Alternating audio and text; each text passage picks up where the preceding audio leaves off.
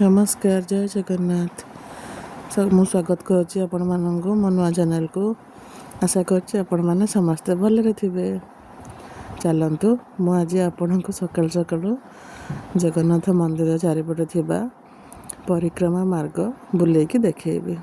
पतित पावन दर्शन सकाल सकाल करंतु। आशा करछि आपण को दिनटी भलरे जिवो। एबे आमे सिंहद्वार चलिले बाँ पटको देखंतु एठी केते पारा सब बसचंती। एमाने सबदिन सकाल सकाल एठी आसंती लोक माने आसंती के चावल के गहम सब पकांती माने खाइके जाती। देखंतु तापरे एबे आमे जिबा एपटे एपटे गले पड़िबो माँ काकुड़ी खाईंको मंदिर बा तांको भी विमला माँकर अन्य एक अंश भी कह जाए। जमती माँ आदिशक्तिर 51 शक्तिपीठ माँकर अंश से भली विमला माँकर गोटे पीठ माँ काकुड़ी खाई देखते दर्शन करते समस्ते।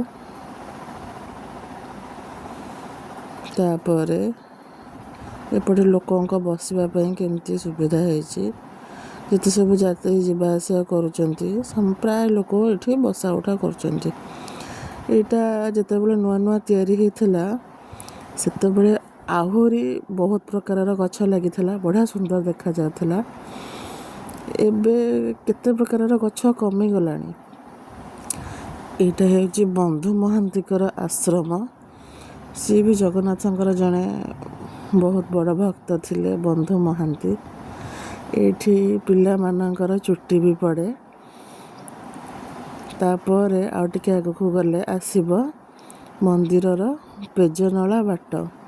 एबे जो परिक्रमा मार्ग तैयारी हो जाइए ता उपरे गोटे पेजनला उपरे गोटे ब्रिज टाइप रो हो जाइए जना पड़ुनी किंतु ऊपर जो अलियाटा आसे सबुदिन सकाल सकाल खाली होके जाए। प्रभुंकर रोसई घर रही से पटे देखंतु जहाँ भी परिवा कटा है काठर हांडीर जहाँ भी सब पत्र पत्र सब अलिया बाहर के आसी ये रुहे।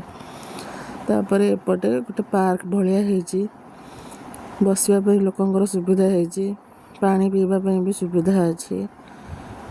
ये हेले हनुमानकर मंदिर प्रभु को टिके दर्शन करंतु। तापर आमे जिबा आगको ये होची प्रभुंकर दक्षिण द्वार बा अर्श द्वार। चारि द्वार मध्य सिंह द्वार अर्श द्वार गज द्वार और ब्राघ्य द्वार। ये होची प्रभुंकर अश्व द्वार बा दक्षिण द्वार।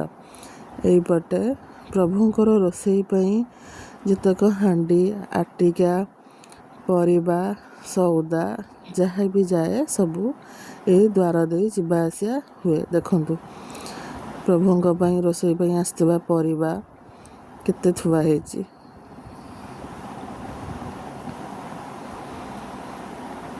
लोक माने भी ये सब बसचंती। आपण माने राति रे आसिले भी देखिबे जे राति रे भी एठी सफाई कर्मचारी माने सफा करथिबे। चारि द्वार रे कड़ाकड़ी सुरक्षा व्यवस्था रही। आपण देखिले तो केमती चेक करा होची समस्त को जण जण है जीवा आसिया करने। एबे शीत दिन बोली किछि नाही किंतु खरा दिने ये चारिपटे माने 10 फुट डिस्टेंस रे गोटे गोटे कूलर रही पानी पीबार व्यवस्था भी रही। आपण माने आसिले देखिबे आपण मानकर किछि असुविधा हेबनी। एपट साइड रे देखंतु सेपटे केते चंपा गछ लागिछि। एपटे केते सुंदर सुंदर गछ को डिजाइन करा है दिया लगा है जी देखंतु। आपण माने जोठी भी चाहिले आसी बस परिबे। तापरे आमे जिबा पश्चिम द्वार को गला बळको ये दुर्गा माधवंकर गोटे छोट मंदिर एटे रही। ये भी से मेघनाद पाचेरी भितर आसुची। देखो तले केते छोट छोट फूल गछ लगी। एठी शौचालय व्यवस्था भी रही पानी व्यवस्था भी रही। आपण मैंने जिते भी आसबे ଏଇ ଯେଉଁ ପରିକ୍ରମା ମାର୍ଗ ହେଇଛି ତାର ପଛପଟକୁ ରହିଛି କେତେ ହୋଟେଲ। ଆପଣମାନେ ଆସିଲେ ସିଧାସଳଖ ଯାଇକି ସେଠି ବୁକିଂ କରି ରହିପାରିବେ।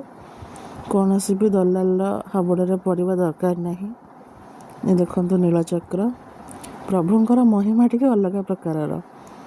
ଯେଉଁ ପଟେ ପବନ ହୁଏ ତାର ବିପରୀତ ଦିଗରେ ପତାକା ଉଡ଼େ।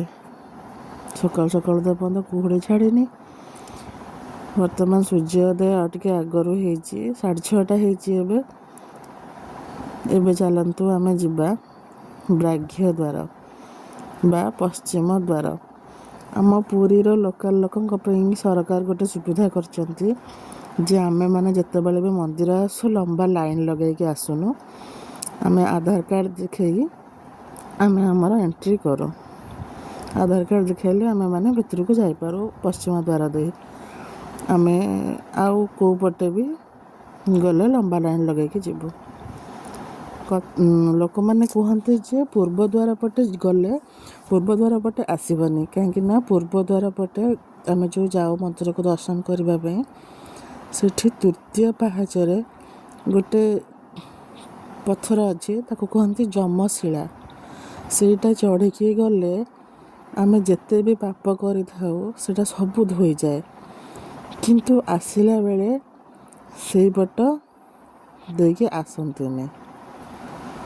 ଆସିଲେ କୁହନ୍ତି ଯେ ମାନେ ମାନ୍ୟତା ଅଛି, ଆଗକାଳର ଲୋକମାନେ କୁହନ୍ତି ଯେ ଯମଶିଳା ପୂର୍ବ ଦ୍ୱାର ଦେଇ ଆସିଲେ ଯମଶିଳାକୁ କୁଦିକି ମୃତ୍ୟୁ ପାଖାପାଖି ହେଇଯାଏ।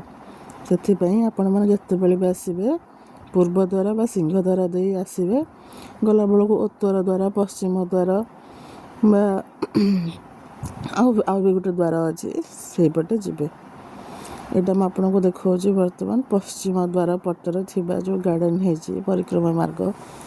କେତେ ପ୍ରକାରର ଫୁଲ ଗଛ ଲାଗିଛି ଆପଣମାନେ ଦେଖନ୍ତୁ।